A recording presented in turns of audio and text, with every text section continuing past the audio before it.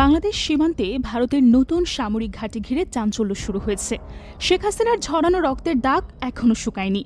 দীর্ঘ দুঃশাসনের দগদগে ঘা বুকে নিয়ে সামনে এগোতে চাইছে বাংলাদেশ। নতুন আশায় নির্বাচনের পথে হাঁটছে ঢাকা। জোর কদমে চলছে সার্বিক প্রস্তুতিও। ঠিক এমন সময় খবর এলো, অতি অল্প সময়ে খুব তড়িঘড়ি করে বাংলাদেশ সীমান্তে দুটি সেনাঘাঁটি নির্মাণ করেছে ভারত। উত্তর দিনাজপুর ও আসামে ভারতের এই দুটি নতুন সামরিক অবকাঠামো ঘিরে তাই প্রশ্ন উঠছে। একে দক্ষিণ এশিয়ার বর্তমান ভূরাজনীতিতে বড় কৌশলগত পদক্ষেপ বলেই মানছেন বিশ্লেষকরা।